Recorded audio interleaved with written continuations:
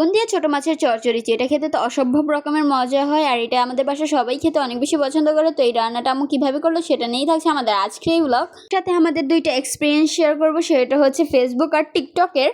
আসসালামু আলাইকুম আঙ্কেল আন্টিরা, সবাই কেমন আছেন? আশা করি আপনারা সবাই অনেক বেশি ভালো আছেন। আপনাদের দয়া এবং ভালো আছে, আলহামদুলিল্লাহ আমরা ভালো আছি। This is Mishatan Maria from our Kulsum's moment. First আমার একটি সুন্দর দিনের সুন্দরতম ব্লগ নিয়ে জানি না আমাদের আজকের এই ভিডিওটি আপনাদের কাছে কেমন লাগবে, কিন্তু আশা করি আজকের এই ভিডিওটি আপনাদের কাছে বেশ ভালো লাগবে। আপনাদের সাথে যেটা শেয়ার করতে চেয়েছিলাম ফেসবুক আর টিকটকের মধ্যে পার্থক্য। তো ফেসবুকে আমরা ভিডিও করছি সেই 2021 সাল থেকে, সেই তখন থেকে এখন পর্যন্ত কোনো সাকসেস পাইনি আমরা।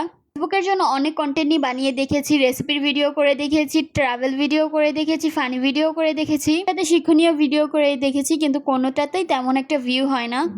যে একবারই হয় না এরকমটাও না, আমরা যেরকম এক্সপেক্ট করি সেরকম একদমই ভিউ হয় না। 1000, 2000, 3000-এর মধ্যেই সীমাবদ্ধ থাকে।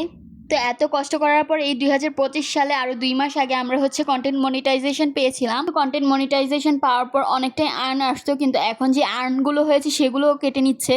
প্রতিনিয়তই ভিডিও করছি, প্রতিনিয়তই কাজ করছি, কিন্তু আমাদের আর্নগুলো কেটে নিচ্ছে।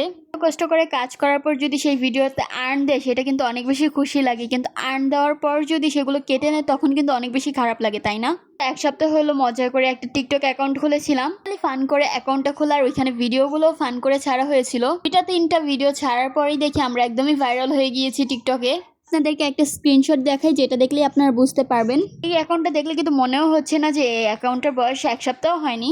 ফেসবুক হচ্ছে আমার খুবই শখের জায়গা, যেখানে আম্মু প্রতিনিয়ত ভিডিও করে, আম্মু কি রান্না বাড়া করছে, কোথায় কোথায় ঘুরতে যাচ্ছে সেগুলো সবকিছুই শেয়ার করে। আম্মু টিকটক কখনোই লাইক করে না, তো যেহেতু মজা করে খুলে ফেলেছিলাম তাই 2-1টা ভিডিও আপলোড করেছিল। আর ভিডিও আপলোড করে তো এখন আম্মু মহা খুশি হয়ে গিয়েছে, কারণ কোথাও না কোথাও গিয়ে তো একটা পরিচিতি পেয়েছে।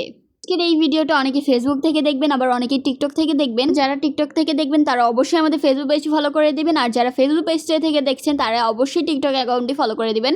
কথা বলতে বলতে তো রেসিপির কথা বলেই গিয়েছিলাম। রান্নাটা অনেক বেশি সহজ, আর ভিডিওটা দেখলেই বুঝতে পারবেন যে কি কি ইউজ করেছিল। আজকের ভিডিওতে আর রেসিপি বললাম না। ছোট মাছ খেতে আপনারা কারা কারা পছন্দ করেন একটু কমেন্ট করে জানাবেন তো। ছোট মাছ খেতে তো অনেক বেশি মজা লাগে, তাই না? আমার কাছে আর আমার আম্মুর কাছে বড় মাছের থেকে ছোট মাছ খেতে বেশি ভালো লাগে, আর তরকারির লুকসটা দেখেই কিন্তু অনেক ইয়াম্মি লাগছে।